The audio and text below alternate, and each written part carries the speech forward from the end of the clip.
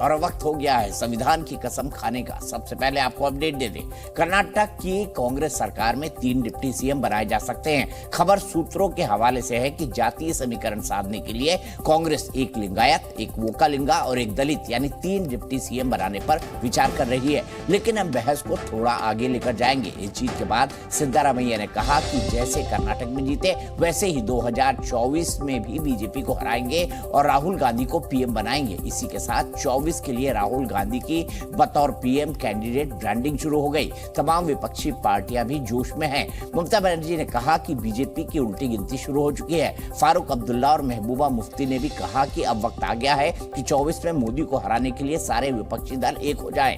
फारूक पहले ही फॉर्मूला दे चुके हैं कि जिस राज्य में जो विपक्षी दल मजबूत हो सब उसके पीछे एक हो जाए। बड़ा सवाल यह है कि क्या ऐसा हो पाना संभव है?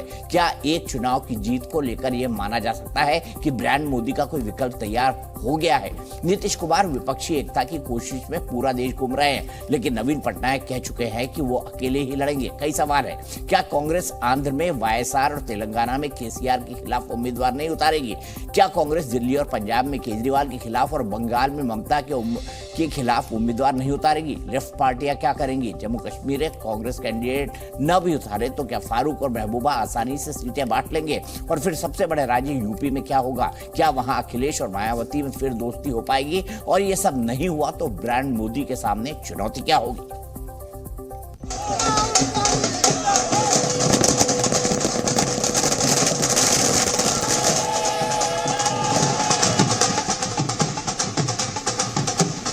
कर्नाटक में नफरत की बाजार बंद हुई है, मोहब्बत की दुकानें खुली हैं।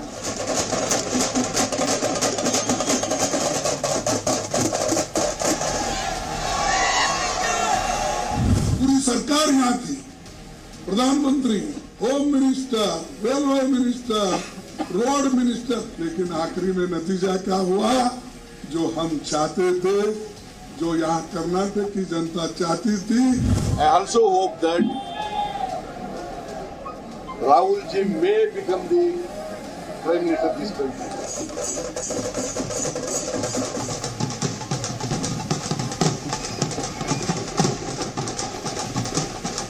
कांग्रेस के अध्यक्ष जी खड़गे जी और पूर्व अध्यक्ष जी श्री राहुल गांधी जी, उन्हीं के नेतृत्व में ये चुनाव लड़ा गया। जनता के लिए हमें काम करना है और आगे जनता ही बताएगी क्या होगा।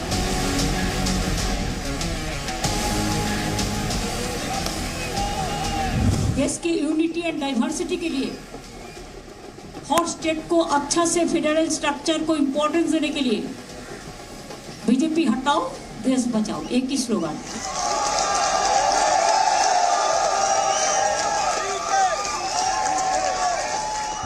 कर्नाटक के अवाम को मुबारक करता कि उन्होंने नफरत की सियासत को ठुकरा दिया और मोहब्बत की सियासत को अपनाया है।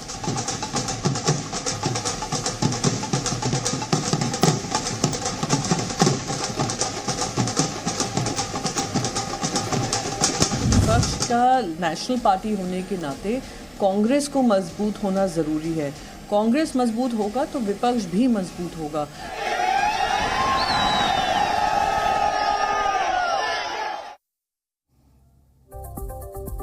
तो विपक्षी एकता के सामने कई सारी चुनौतियां, कई मैंने आपको बताई। क्या केसीआर के लिए कांग्रेस पूरा छोड़ देगी तेलंगाना में? क्या वाईएसआर के लिए पूरा छोड़ देगी? क्योंकि वाईएसआर और कांग्रेस वहां पर लड़ाई में तो हैं, साथ ही साथ कांग्रेस भी है वहां पर, टीडीपी भी है और केसीआर वहां पर है तेलंगाना के अंदर। केसीआर से कैसे कांग्रेस के रिश्ते हैं सब जानते हैं। ममता बनर्जी क्या करेंगी? क्योंकि पिछले विधानसभा चुनाव में कांग्रेस और लेफ्ट और फुरफुरा शरीफ वालों का अलायंस हुआ था। तो क्या ममता लेफ्ट के साथ चली जाएंगी या कांग्रेस लेफ्ट के लिए नहीं ममता के लिए सीटें छोड़ेगी? तो फिर लेफ्ट और ममता बनर्जी की जो परंपरागत फाइट है उसका क्या होगा? जम्मू कश्मीर में कैसे महबूबा मुफ्ती और फारूक अब्दुल्ला जो एक दूसरे के धुर विरोधी है कैसे आपस में सीटें बांटेंगे? चलो मान लिया कांग्रेस को नहीं भी मिली, कई सारे सवाल है जिसके ऊपर चर्चा करनी है। आगे की बात कर रहे हैं, 2024 की बात है। बात इसलिए निकली क्योंकि सिद्धारमैया जी ने साफ साफ कहा, उन्होंने कहा कि 2024 में इसी तरह राहुल गांधी जी प्रधानमंत्री बनेंगे। देखिए किसी को भी हक है प्रजातंत्र में कोई भी पद पाने का, अगर जनता उसको देती है तो ये बहुत महत्वपूर्ण है। इसी बात को हमें समझना होगा। मेरे साथ कई सारे खास मेहमान जुड़ेंगे। मेरे साथ कांग्रेस के राष्ट्रीय प्रवक्ता सुरेंद्र सिंह राजपूत जी जुड़ चुके हैं। मेरे साथ गुरुराज हुल्लर साहब जुड़ चुके हैं जो कि जेडीएस के राष्ट्रीय प्रवक्ता है। थोड़ी ही देर में जो है बीजेपी के राष्ट्रीय प्रवक्ता भी मेरे साथ जुड़ेंगे। लेकिन सुरेंद्र सिंह राजपूत जी, पहले बधाई से शुरू करता हूं। एक बार बधाई दे चुका हूं, एक बार और ले लीजिए। मैं बधाई देने में कंजूसी बिल्कुल नहीं करता हूं, लेकिन सुरेंद्र जी मैं समझना चाहूंगा 2024 का रास्ता कैसे निकलेगा, समझाइए मुझे। आपकी बधाई सराखों पर दीपक भाई। आप तो वैसे भी लोकतंत्र के लिए हमेशा ही बधाई देते हैं और लोकतंत्र को बधाई देनी भी चाहिए, और यही लोकतंत्र है जिसकी वजह से हम और आप यहाँ पर बैठे हैं। एक वोट का अधिकार एक आदमी को कांग्रेस नहीं दिया, तो ये लोकतंत्र की बधाई आप भी स्वीकार करें। अब हम आपको 2-3 बातें बड़ी साफ साफ बता रहे हैं। पहली बात तो आज कर्नाटक का चुनाव जीता है, आज एक प्रदेश कल सारा देश, हमारी बहुत स्पष्ट वो है। अरे बीजेपी का नारा था पहले 5 प्रदेश कल सारा देश 92-93 में है।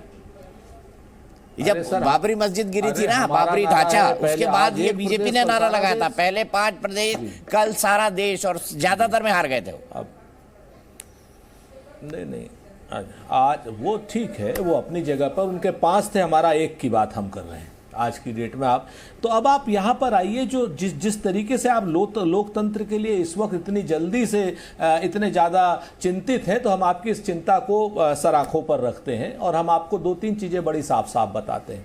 पहली बात तो ये है कि आज की डेट में ऐसी परिस्थितियां ना पहले कभी आई न कभी आएंगी जब लोकतंत्र खतरे में हो। आप कहेंगे कि साहब इमरजेंसी के समय आ गई थी, तो इमरजेंसी की गलती हमने भुगती थी, हम मानते हैं इमरजेंसी की हमने माफ़ी भी मांगी थी, लेकिन उसके बाद ऐसी कभी परिस्थितियां नहीं आई जब 5 जज सड़क पर आ जाएं, जब रात में 1:30 बजे सीबीआई को तख्ता पलट हो जाए, जब इलेक्शन कमीशन से पहले अमित मालवीय डेट घोषित कर दें, और जब बगैर किसी पूर्वा उसके आप नोटबंदी लागू कर दें अचानक से। तो ये सारी परिस्थितियां जो आई हैं आज की डेट में। हाँ, एक चीज और, ईडी सीबीआई और इनकम टैक्स का जब किसी के भी ऊपर छापा पड़े, और जिसके ऊपर छापा पड़े अगर वो भाजपा ज्वाइन कर ले या भाजपा की सरकार बनवा ले दीपक भाई, तो उस दिन के बाद उसका केस ठंडे बस्ते में। जैसे आपने एकनाथ शिंदे के सारे मिनिस्टर्स का और एमएलएस का देखा, सारे ईडी के केस ठंडे बस्ते में, 400 करोड़ से ज्यादा की प्रॉपर्टी उनकी जब्त है। खैर एनीवे, हम आपसे इतना जरूर बता रहे हैं कि इस लोकतंत्र के व्यापक खतरे को देखते हुए इस मायावी शासन का अंत होना आवश्यक है। तो जो जहां पर जो काम कर पाएगा, अगर कोई आदमी इनके माथे पर तीर मारेगा वो माथे पर तीर मार ले, कंधे पर तीर मारेगा कंधे पर तीर मार ले, और जो पैरों पे, भुजाओं पे, नाभि पर तीर मारेगा वहां तीर मार ले। तो हम हर शख्स के साथ खड़े हुए हैं। रही बात बंटवारे की, बांटने की, ये सब का अभी समय है, और इन सब में बातचीत से राजनीति में समाधान निकलते हैं। जैसे बिहार का हमारा फार्मूला है, जैसे महाविकास अघाड़ी का हमारा फार्मूला है, जैसे हमारा सक्सेसफुल फार्मूला झारखंड में चल रहा है। आपको जानकर के आश्चर्य होगा कि भारतीय जनता पार्टी तो हर जगह धोखे की राजनीति करती है। पिछले 4 साल धोखे से उन्होंने कर्नाटक में सरकार चलाई, धोखे से उन्होंने गोवा में सरकार बनवाई।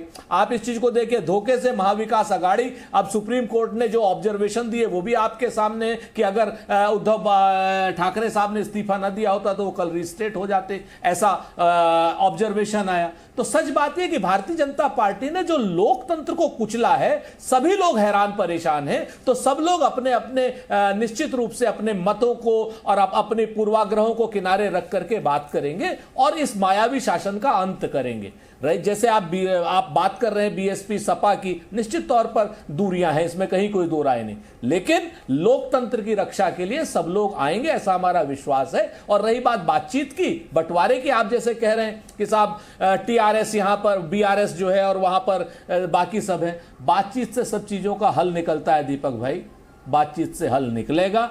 आप जितनी भी पानी में लाठी मार लें, लेकिन लोकतंत्र के आसन्न खतरे को देखते हुए सब दल चौकन्ने हैं, सब दल चतुर हैं, और सभी दलों में प्रधानमंत्री पद के दावेदार हैं। कांग्रेस के दावेदार श्री राहुल गांधी जी, मल्लिकार्जुन खड़गे साहब हैं, जेडीयू के दावेदार श्री नीतीश कुमार जी हैं, डीएमके के स्टालिन साहब हैं, समाजवादी पार्टी के अखिलेश यादव हैं, ऐसे सब अपनी अपनी पार्टियों के नेता प्रधानमंत्री पद के योग्य उम्मीदवार हैं। लेकिन भारतीय जनता पार्टी में सिर्फ एक उम्मीदवार है जो लगातार या तो झूठ बोलते हैं और या फिर रोते रहते हैं कि गाली मैंने गिन के खाई, गाली मैंने तौल के खाई, मित्रों मेरे माँ को ये कहा, मेरे को ऐसा कहा, मेरी जाति बताई, मेरा फलाना किया, मेरा ढिमक, ऐसा रोता हुआ प्रधानमंत्री अब मुझे नहीं लगता देश को चाहिए। ठीक है, मैं सीधे यहां से चलता हूं गुरुराज हुल्लर जी के पास। गुरुराज हुल्लर जी, आप क्या कहेंगे? आप लोकसभा में कर लेंगे अलायंस जेडीएस वाले कांग्रेस के साथ? क्योंकि देखिए रामनगरम से निखिल कुमार स्वामी भी हार गए।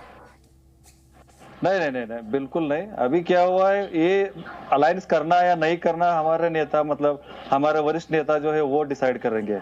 अभी हम तो है एक वक्तार के हिसाब से हम बात कर रहे हैं और उसके बारे में अभी डिस्कशन भी नहीं हुआ। और फिर से हम हमारा पक्ष को हम फिर से संगठित करके 2024 में हम फिर से ये संसद चुनाव में हम आगे आके अपना जो मुद्दे हैं लोकल भी होगा और उसको लेके सेंट्रल में, मतलब नेशनल लेवल का जो मुद्दे रहते हैं वो सब लेके आके सामने मतदाता के आगे आके हम लोग मत मांगेंगे। लेकिन अभी जो आप बोल रहे हैं ना, और सॉरी सर मैं डिस्टर्ब कर रहा हूँ थोड़ा, हमारे कांग्रेस वाले को मैं थोड़ा शुभकामना देना चाहता हूँ क्योंकि उनका सरकार बनने वाली है, क्या बन चुकी है।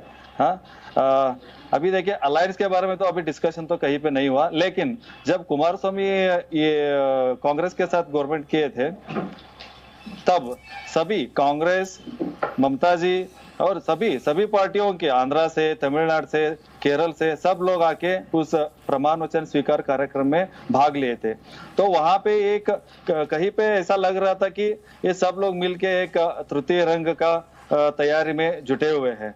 लेकिन बीच में अभी 3 साल पूरा उसका इधर किधर भी डिस्कशन नहीं हुआ, ना मीटिंग हुआ, कुछ नहीं हुआ। और फिर से अभी देखिए ममता जी कुछ कह रहे थे, मोदी हटाओ देश बचाओ, उनका नारा अभी स्टार्ट हो गया और कहां जाके ये अटकेगा। और अभी बोल रही थी यादव साहब है प्रधानमंत्री के लिए, ममता जी है, सब लोग हैं, सबके पार्टी के सबके लीडर प्रधानमंत्री बनने के लिए, सीएम बनने के लिए लायक है ही। जो लायक नहीं है ऐसा कोई नहीं बोल सकता। सभी एक पार्टी में एक पोस्ट के लिए एक लायक है।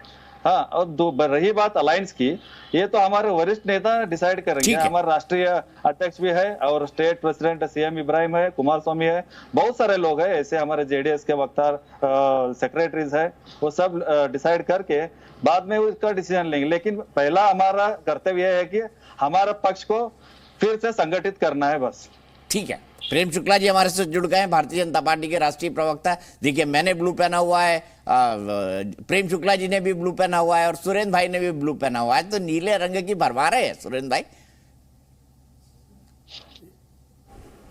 और सर आपका जो ब्लू है थोड़ा डिम हो गया है, हुल्लर साहब आपका ब्लू थोड़ा डिम हो गया है। ठीक है, मैं प्रेम शुक्ला जी के पास चलता हूं। प्रेम शुक्ला जी, आप जुड़े उससे पहले सुरेंद्र जी ने बड़ा एक लंबा तकरीर किया और उन्होंने ये कहा कि भाई प्रधानमंत्री जी ऐसे जो कंप्लेन करते हो, मुझे किलो के हिसाब से गाली पड़ी, 100 पड़ गई, 80 पड़ गई, 90 पड़ गई, बोले इस तरह का प्रधानमंत्री अब देश को चाहिए नहीं। कर्नाटक ने साफ कर दिया है। नहीं, वो तो पहले भी कहा प्रधानमंत्री जी को मांग रहे थे कि नरेंद्र मोदी जी प्रधानमंत्री बन जाए। ये सुरेंद्र राजपूत की कभी मनोकामना नहीं थी मेरे हिसाब से, तो उनका ये कहना जो है वो स्वाभाविक है।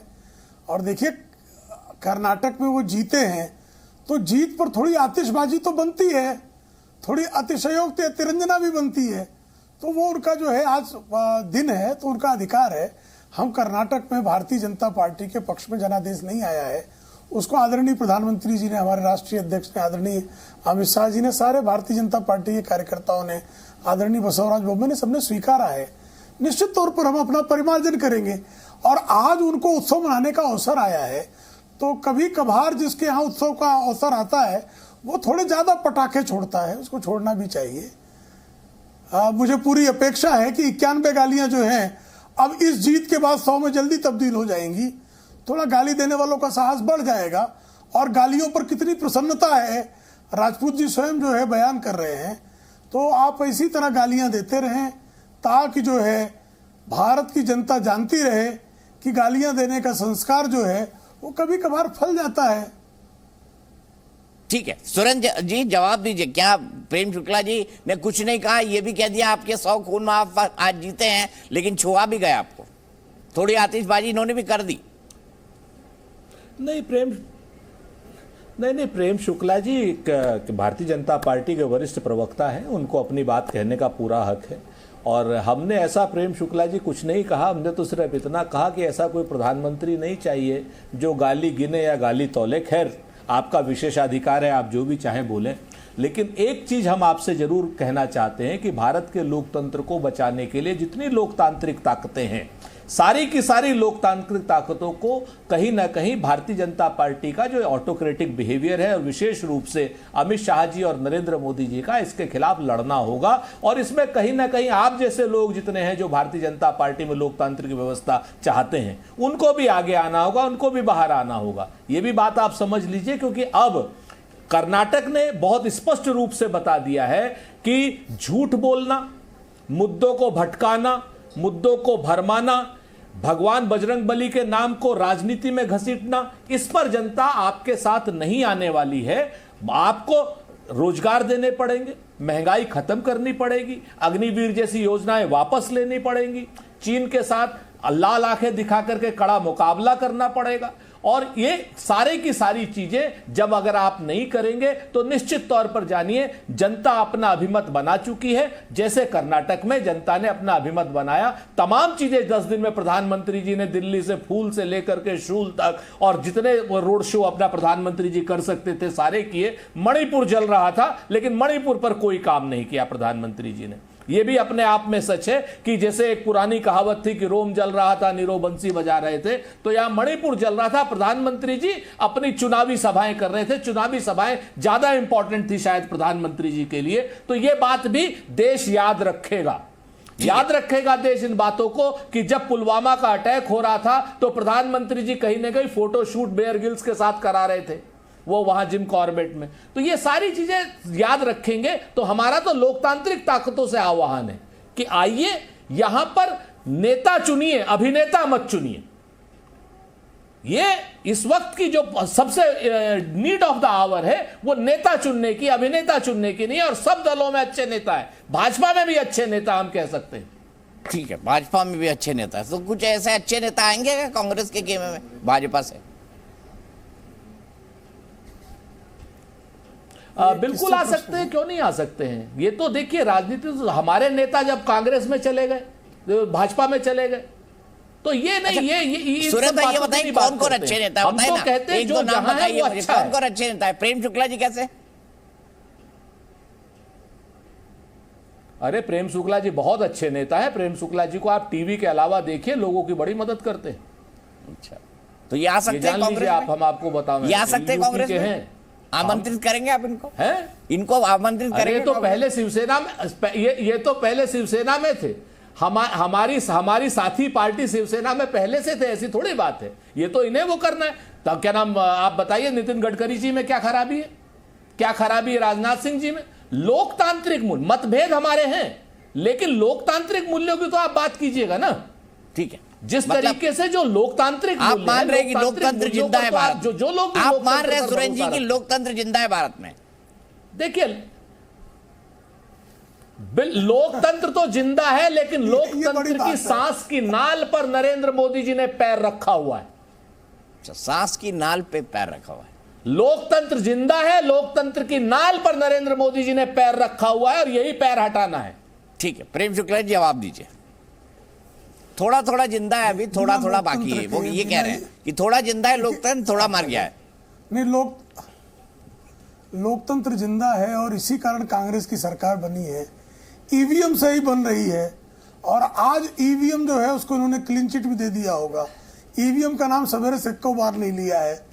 तो कांग्रेस के लोगों को जो है थोड़ा सा फुसकी पटाखे भी छोड़ने का जो है अभ्यास तो है ही।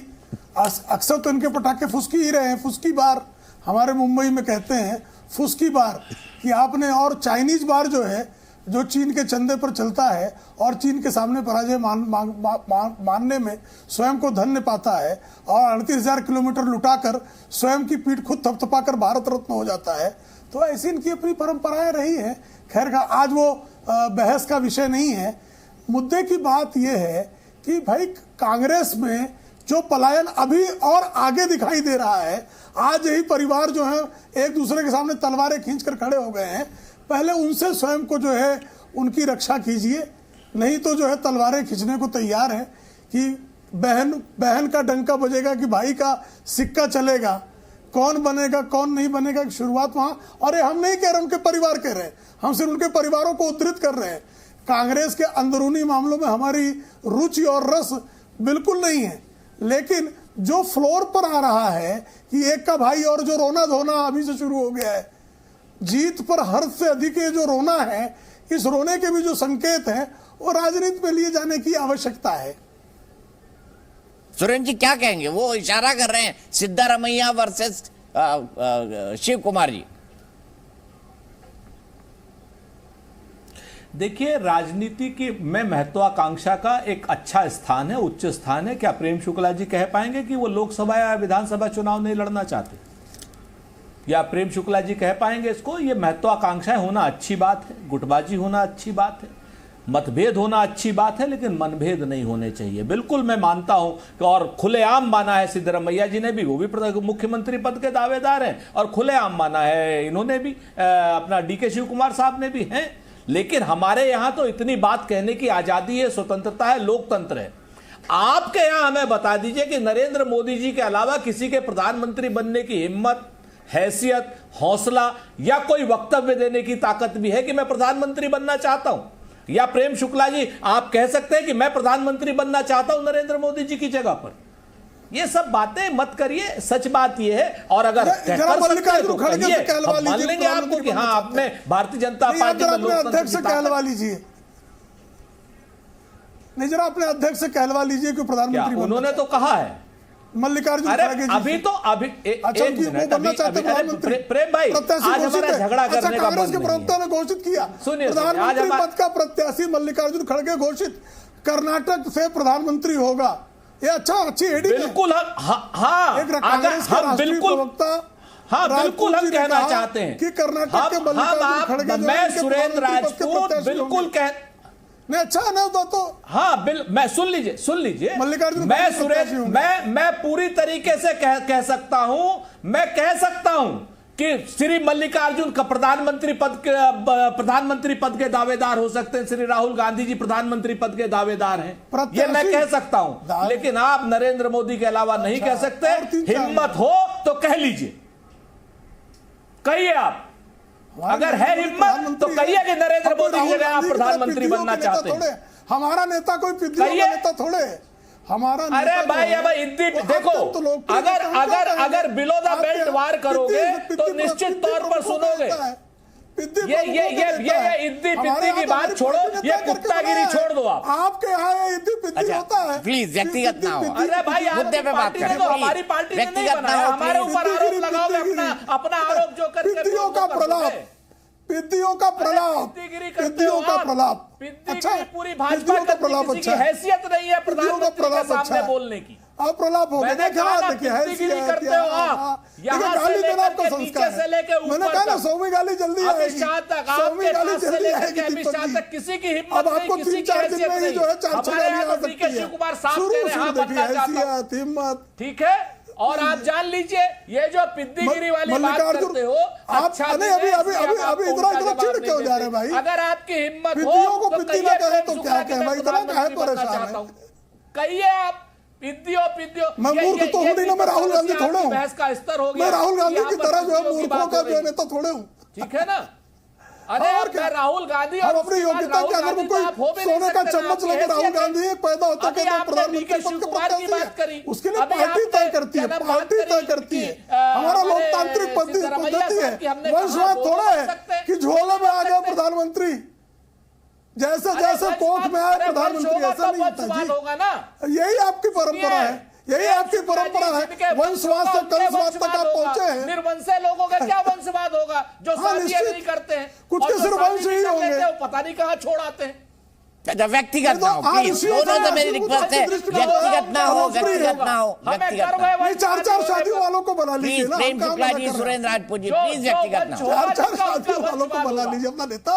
लव जिहाद वाले वैसे ही आपके नेता है, लव जिहाद के समर्थक आप वैसे ही मैंने उनको भी बोला सुरेंद्र भाई, उनको भी बोला, आपको भी बोल रहा हूँ, उनको भी बोला, पहले आपको भी बोला। पिद्दीगिरी कौन सा गलत शब्द है भाई साहब? शहनवाज हुसैन से कह लो लव जिहाद पिद्दीगिरी क्या गलत बात है? शहनवाज हुसैन अच्छा, शहनवाज हुसैन लव जिहाद किया था, सोनिया गांधी लव जिहाद की शिकार हुई थी, पारसी ने शादी कर ली थी। अरे पूछ लो, पारसी ने शादी प्लीज कर ली थी, लव व्यक्तिगत ना जिहाद हो, का शिकार प्लीज हुई थी। प्लीज प्लीज, किसी किसी भी नेता के बारे में कोई मैं ब्रेक के लिए रुक रहा हूँ, मैं ब्रेक के लिए रुक रहा हूँ, प्लीज दोनों ठंडे हो जाइए, एक एक गिलास पानी पीजिए। राजपूत से भी रिक्वेस्ट करूंगा और साथ ही साथ प्रेम शुक्ला जी से भी रिक्वेस्ट करूंगा कि हम मुद्दों पर बात करते हैं, प्लीज व्यक्तिगत ना हो और आगे बढ़ते हैं।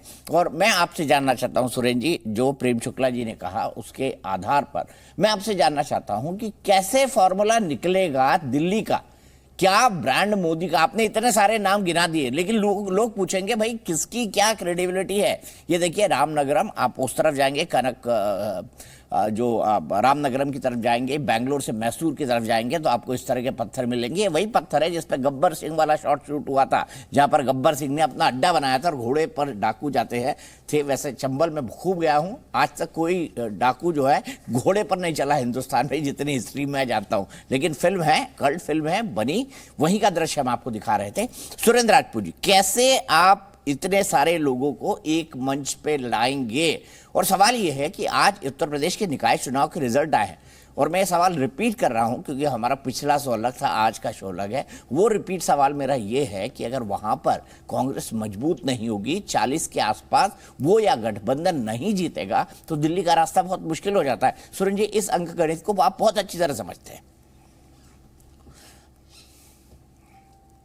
काफ़ी बातों से मैं आपकी सहमत हूं दीपक भाई, इसमें कहीं कोई दो राय नहीं है कि अगर कांग्रेस उत्तर प्रदेश में मजबूत नहीं होगी तो दिल्ली का रास्ता कांग्रेस के लिए बहुत दुरूह है। इसलिए ये आपकी बात सच है, इसमें हम स्वीकार करते हैं अपने संगठन की कमजोरी। इसीलिए हम जो है नगर नगर जा रहे हैं, डगर डगर जा रहे हैं, गांव गांव जा रहे हैं, पाँव पाँव जा रहे हैं और अपने संगठन को बहुत मजबूती से खड़ा करने की कोशिश कर रहे हैं। उत्तर प्रदेश के नतीजों में भारतीय जनता पार्टी को बहुमत मिला है, बल्कि प्रचंड बहुमत मिला है। तो आदरणीय योगी जी को और भारतीय जनता पार्टी को इसके लिए बधाई। 3-4 चीजें आपने बड़ी साफ साफ कही। पहली बात आपने कही कि साहब सब लोगों को आप कैसे इकट्ठा करेंगे, तो सब लोग अपने आप इकट्ठे होंगे, निश्चित तौर पर एक कॉमन मिनिमम प्रोग्राम पर इकट्ठे होंगे। नंबर 1। नंबर 2, आपने विश्वसनीयता की बात करी, तो लेकर के कश्मीर से और कन्याकुमारी तक और अगरतला से लेकर के पोरबंदर तक सार्वदेशिक रूप से भारतीय जनता पार्टी से अगर कोई पार्टी लड़ रही है तो वो कांग्रेस पार्टी है। श्री राहुल गांधी जी मल्लिकार्जुन खड़गे साहब के नेतृत्व में लड़ रही है और हम पूरी तरीके से इस लड़ाई को एक जिसको कहते हैं ना डिसाइसिव एंड तक पहुंचाएंगे। बाकी सारी जितने क्षेत्रीय दल हैं अपनी अपनी जगह पे मजबूत हैं और सबका सम्मान है। बिहार में आरजेडी हो, जनता दल यूनाइटेड हो, बंगाल में कम्युनिस्ट हो, ममता दीदी हो, या क्या नाम डीएमके हो यहाँ पर तमिलनाडु में, इसी तरीके से झारखंड मुक्ति मोर्चा हो, सभी लोगों की अपनी ताकत है। उसकी ताकत का सम्मान करते हुए एक सामाजिक सहअस्तित्व की बात करते हुए कॉमन मिनिमम प्रोग्राम के साथ करेंगे और निश्चित तौर पर हम सफल होंगे। वो कहते हैं ना कि करते भी चलो, बढ़ते भी चलो, बाजू भी बहुत हैं, सर भी बहुत, और चलते ही चलो कि अब डेरे मंजिल पे ही डाले जाएंगे। इसका एक प्रत्यक्ष उदाहरण मैं बताऊं प्रेम शुक्ला जी को कि वो महाराष्ट्र है, महाविकास आघाड़ी है।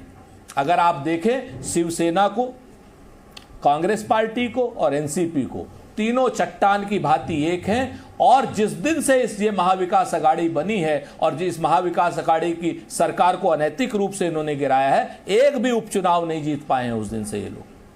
ठीक है, ये बिल्कुल चुनाव हार गए हैं सारे के सारे। जनता का गठबंधन हो गया है। तो अब आने वाले समय में जनता अपना गठबंधन करेगी। शिवसेना, एनसीपी और कांग्रेस एक हुई है, महागठबंधन। ये कह रहे हैं एमवीए, महाविकास आघाड़ी, और यही एक्सपेरिमेंट है वो पूरे देश पे करेंगे। एक सफल गठबंधन चला रहे हैं महाराष्ट्र में, ये दावा है सुरेंद्र राजपूत जी का। बिल्कुल दावा करने का पूरा अधिकार है, लेकिन सत्य ये है कि पिछली बार भी इसी कर्नाटक के चुनाव में भारतीय जनता पार्टी को जब 103 सीटें प्राप्त हुई थी, तब भी जनादेश को, जिनका गठबंधन चुनाव के समय नहीं था, एक दूसरे के विरुद्ध थे, वो एक आए और सरकार चलाने का प्रयास किया इन्होंने।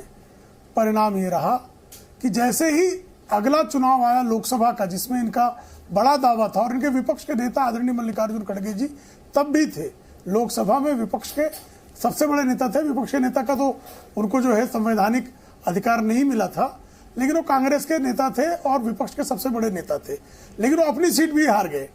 आदरणीय देवेगौड़ा जी भी सी कर्नाटक में जो है, जो पूर्व प्रधानमंत्री थे, उनकी सीट भी जो है जनता दल सेकुलर हार गई और भारतीय जनता पार्टी को जनादेश मिला। उस समय भी जो आपको याद होगा शपथ ग्रहण का दृश्य, आपको ध्यान होगा कि शपथ ग्रहण के दृश्य में श्रीमती सोनिया गांधी के बगल में सुश्री मायावती, सुश्री ममता बनर्जी, तमाम नेता, स्टालिन से लेकर शरद पवार से लेकर बहुत बड़ा, आज भी आप चित्र दिखा सकते हैं जी बिल्कुल। लेकिन जब चुनाव हुए तो चूंकि सबकी अपनी अपनी जो है आकांक्षाएं, अपेक्षाएं हैं, फिर भी जो है हम तो इस दृष्टि से हमको चुनाव लड़ना चाहिए। जैसे हम कर्नाटक लड़े, पिछली बार हमको 36% वोट जो है वो मिला था विधानसभा पर, 51% वोट आदरणीय नरेंद्र मोदी जी के नेतृत्व में प्राप्त हो। उसी तरह उत्तर प्रदेश में हमको था 38% से हम 51% चले गए थे। तो हम अपने मत का जो है कैसे विस्तार करें। अगर हम जैसे विधानसभा चुनाव में हमको पराभव का सामना करना पड़ा है, तो पराभव क्यों हुआ कि हमको 36% वोट मिले, लेकिन वोट इतने हम कन्वर्ट नहीं कर पाए कि वो सीटों में हम कांग्रेस से काफी पीछे रह गए हैं। तो ये जनादेश क्यों आया, उसके क्या कारण है और हम उसको कैसे दुरुस्त कर सकते हैं। उसी तरह से जब हम उत्तर प्रदेश जीतते हैं तो उत्तर प्रदेश में और अपने इस प्रचंड जनादेश में के समय भी हम देखते हैं कि हम कहाँ चूके, कहाँ खामी रह गई। तो एक लोकतांत्रिक प्रक्रिया से चलने वाली सरकार है और लोकतंत्र पर जब इंदिरा गांधी, जिन्होंने आपातकाल इस देश पर थोपा, श्रीमान राहुल गांधी जो सरकार द्वारा पारित अध्यादेश को फाड़कर फेंकने का असंवैधानिक हैसियत रखते हैं। ये जब संविधान वगैरह की बात करते हैं, जिन्होंने 90 सरकारें जिनको बहुमत प्राप्त था विधानसभाओं में, एसआर बोम्मई की केस यही पढ़ाया जाता है जब कोई जो है भारत के लोकतांत्रिक इतिहास में राज्य और केंद्र के रिश्ते और केंद्र की मनमानी पर जब कोई कानून पढ़ता है तो एसआर बोम्मई के मामले में कैसा कुकृत्य कांग्रेस की तत्कालीन सरकार ने किया था, वो संवैधानिक रामलाल का गवर्नर वाला केस हैदराबाद में जिस तरह से किया गया, रोमेश भंडारी वाली केस आपके सामने की केस है भाई साहब। और तो और छोड़ दीजिए सिप्ते रजी की जो केस थी झारखंड में कि विपक्ष के विधायकों को अपने इलाकों से गिरफ्तार करके लाया गया, ये इस तरह के संसद में नोट उड़वाया। नोट जो है वो एक शिबू सोरेन जी जो इनके भी झारखंड मुक्ति मोर्चा में आदरणीय हेमंत सोरेन के पिताश्री, उनके खाते में पैसा नहीं डाला था रिश्वत का। तो जिन्होंने लोकतंत्र को नोट तंत्र में, लूट तंत्र में, भ्रष्ट तंत्र में, वंश तंत्र में तब्दील करके भारत का जो है हर तरह से इन्होंने जो है क्षति पहुंचाई, वो जब लोकतंत्र पे बात करते हैं तो हंसने के अलावा कुछ शेष नहीं बचता है। सुरेंद्र राजपूत जी आपका जवाब, वो गंभीर सवाल उठा रहे हैं, वो बता रहे हैं कि किस किस तरीके से कांग्रेस ने जनादेश को मैनिपुलेट किया है। क्या दीपक भाई, इसका जवाब तो आप मुझसे अच्छी तरीके से दे सकते हैं, क्योंकि आप पत्रकारिता उस समय से कर रहे हैं 90-91 से। पीडीपी के साथ इनका समझौता चुनाव पूर्व हुआ था या चुनाव बाद हुआ था, जरा कोई बता दे। और पीडीपी में और इनमें क्या सामंजस्य है ये जरा बता दें। और लोकतंत्र में अपने साथी दलों को खाने का या उनको अकेला करने का काम भारतीय जनता पार्टी के अलावा अगर किसी ने किया हो तो बता दीजिए। जहां पर भी गए धोखा दिया, शिवसेना को तो धोखा दिया, अकाली दल ने तो साथ छोड़ा तो धोखा दिया, जनता दल यूनाइटेड को तो धोखा दिया। जहां पर भी जाते हैं उनकी पार्टी पूरी खा जाते हैं। और मैं आपको 2 विधायक आपके एक उसमें रहते हैं, आपको उत्तरांचल का केस याद नहीं है, आपको मणिपुर का केस याद नहीं है, आपको गोवा का केस याद नहीं है, आपको जिस तरीके से अभी आप लोगों को सुप्रीम कोर्ट से भी फटकार पड़ी है या सुप्रीम कोर्ट में जो मैटर ऑब्जर्वेशन आए हैं वो कल ही हुआ है, वो भी आपको याद नहीं है कि किस तरीके से सुप्रीम कोर्ट ने कहा कि अगर उद्धव साहब ठाकरे ने अगर इस्तीफा नहीं दिया होता तो सरकार को रिस्टेट भी हो सकती थी। आज लोकतंत्र की दुहाई आप हमें दे रहे हैं। हाँ, हमसे कुछ गलतियां हुई होंगी पुराने समय में, जैसे इमरजेंसी, उसके लिए हमने माफी मांग ली, लेकिन आज आप जिस तरीके का काम कर रहे हैं और हमारी कमियों को शिखंडी बना करके उसके पीछे छुपने का काम कर रहे हैं, अब ये जागरूक लोग इस काम को लेने वाले नहीं है। एक बात। दूसरी बात, आप अभी आप आ गए कर्नाटक का भी सुन लीजिए सर, सुन लीजिए ना। सुन लीजिए, कर्नाटक पर आ गए आप। पिछली बार जब कर्नाटक में 103 आपके एमएलए जीते थे आदरणीय प्रेम शुक्ला जी, उस वक्त प्रधानमंत्री जी ने 10 दिन का रोड शो नहीं किया था, 10 दिन नहीं रुके थे। आपके प्रधानमंत्री, हमारे प्रधानमंत्री जी इस वक्त इतने खलियर हो गए हैं कि सिर्फ बेंगलोर में पड़े हुए 10 दिन से लगातार, और मणिपुर जल रहा है, और उसके बाद भी आप 65 सीटों पर आए हैं। ये प्रधानमंत्री जी का जो सूर्य है उसके पराभव का एक दृश्य दिखाई दे रहा है आपको। कहीं ना कहीं आपको यह पता चल रहा है कि प्रधानमंत्री जी के पास वोट खींचने की क्षमता नहीं रही है। प्रधानमंत्री जी पूरे 10 दिन उन्होंने चुनाव को मुद्दों पे सेंट्रिक रखा या स्वयं पे सेंट्रिक रखा? हमने कहा था प्रधानमंत्री जी आप गिन के गाली खाइए, या प्रधानमंत्री जी आप तौल के गाली खाइए, हमने नहीं कहा। प्रधानमंत्री जी ने स्वयं हर मुद्दे को, बजरंग दल को बजरंग बली से मिला लेना। आज की डेट में आप कह रहे हैं ऐसा हो गया वैसा हो गया, लेकिन एक चीज जान लीजिए, जब 10-10 दिन प्रधानमंत्री जी रहेंगे और उसके बाद भी वो सत्ता नहीं ला पाएंगे, तो आपके पास प्रधानमंत्री के चेहरे के अलावा कोई भी आदमी नहीं है आपके संगठन में जो आपको सत्ता दिला सके। क्या जेपी नड्डा जी दिला पाएंगे आपको सत्ता? नहीं दिला पाएंगे। तो आगे आने वाला समय, हमारे पास तो तमाम नेता है, निश्चित तौर पर बहुत नेता हैं हमारे पास, लेकिन आपके पास मोदी जी के अलावा कोई नेता नहीं, और मोदी जी का भी सूर्य अस्त हो रहा है। ठीक है, सूर्य अस्त हो रहा है। अब मुझे एक बात बताइए प्रेम शुक्ला जी, सुरेंद्र जी ने कई बातें बोली, कुछ बातों से मैं भी एग्री कर रहा हूं। मैं आपसे पूछना चाहता हूं, प्रधानमंत्री सबसे बड़े वोट कैचर हैं, तो कर्नाटक में क्या हुआ? एक सवाल बीजेपी के नेता, कांग्रेस के नेता लगातार ये उठा रहे हैं। और दूसरा, आप कहते थे राहुल जहां जाते हैं वहां हार जाते हैं, इस बार तो जीत गए भाई राहुल जी के जाने के बाद। जी, एक आध बार जीतने का भी तो उनका रिकॉर्ड बन जाए। अपवादों को क्या आप स्थान नहीं देंगे? अपवादों को स्थान देना भी किसी भी वैज्ञानिक नियम में भी मान्य है, ये तो राजनीति का नियम है। और ये तो सही बात है कि सूर्य ग्रहण सूर्य को लगता है, जुगनुओं का सूर्य ग्रहण नहीं होता है। ये जो वंशवाद के जुगनू हैं वो कितना भी टिमटिमा लें, उनके रोशनी का भी प्राकृतिक कारण सूर्य ही है, क्योंकि सूर्य ही सौर मंडल को ऊर्जा देता है। तो जो वैचारिक सूर्य से उपजे आदरणीय नरेंद्र मोदी जी का नेतृत्व है, उसको आपने माना ही कब? तो ये आपका अधिकार है विपक्ष में रहकर। जिसे आप सूर्य समझ रहे हैं, आप उन जुगनुओं को भी आकाश में उड़ने की इजाजत तो है, लेकिन उनकी क्षमताएं सीमित है। तो उन क्षमताओं के साथ आप जो भी किसी प्रकार का प्रलाप और किसी प्रकार के दर्पयुक्त चीजें कहना चाहें, वो आपका संवैधानिक अधिकार है और वो आप करते आए हैं। एक वंश के चिराग को जो है राजनीति के शीर्ष पर विराजमान कराने के लिए एक ऐतिहासिक पार्टी, उसको एक वंश विशेष को सौंप के जो है आप लोकतंत्र का एक अनुष्ठान तो संपन्न करा ही चुके हैं। तो उसके लिए आपका अभिनंदन है, हम क्यों विरोध करें? ठीक है, सुरेंद्र राजपूत जी बड़ा सीधा उन्होंने जवाब दिया कि ग्रहण तो सूर्य को ही लगता है, जुगनुओं को तो लगेगा नहीं। उन्होंने एक कंपैरिजन देने की कोशिश की है, लाइन ड्रॉ करने की कोशिश की है, लेकिन आप दोनों का आखिरी कमेंट 90 सेकंड दोनों के पास है। मैं बराबर का मौका हर किसी को देता हूं, तो मैं 90 सेकंड में जो है आप अपनी बात कह दीजिए। सुरेंद्र राजपूत जी, मेरा बड़ा सीधा सवाल है। अच्छा, एक मिनट, गुरुराज हुल्लर जी कुछ कहना चाहते हैं। जी गुरुराज जी, क्या जोड़ना चाहेंगे आप इस बहस में? सर, एक बात कहना चाहता हूँ, वो दोनों बड़े पार्टी के बड़े नीले शर्ट पहने, और मैं भी नीला शर्ट पहना हूँ। छोटा पार्टी है, नीला थोड़ा कम है। अब मैं यही कहना चाहता हूँ कि आज थोड़ा कम ही रह गया हुल्लर साहब, आज नीला थोड़ा कम ही रह गया। जी, वरना देखिए आप नंबर 3 की पार्टी हो गए, 2 बार मुख्यमंत्री बन गए। इसको बोलते हैं सूर्य प्रबल होना। जी, बिल्कुल। अभी देखिए, जनादेश सिर्फ बीजेपी को नहीं मिला, कांग्रेस को भी जनादेश मिला है। वो भी थोड़ा देख ले कि राजस्थान में क्या हो रहा है। ऐसा नहीं है कि सिर्फ बीजेपी को जब जनादेश मिलता है, ज्यादा सीट मिलता है, तो वो सरकार बनेगा, और बाद में वो तोड़ मोड़ करके इधर उधर के सरकार बनाते हैं जनादेश को तोड़ के। अभी क्या है, जनादेश राजस्थान में इनको भी मिला है, वो देख के थोड़ा चलना चाहिए कि कैसा रहना है, क्या करना है। और प्रधानमंत्री जी जो है अभी मतलब हमारा भी प्रधानमंत्री है वो, और ये देखे कि मेरे प्रदेश के, मेरे राज्य के जीएसटी जितना आना था अब तो दे दीजिए। कांग्रेस वाले तो छोड़ेंगे नहीं, वो भी पूछेंगे। और कांग्रेस को ये मैं हाथ जोड़ के विनती करता हूँ कि जितना जीएसटी आना था वो आना चाहिए। और दूसरी बात, और 2 इंजन हमारे आजू बाजू में है, गोवा और महाराष्ट्र, और तीसरा इंजन दिल्ली में बैठा है, और हमारे यहाँ तो इंजन ही नहीं है।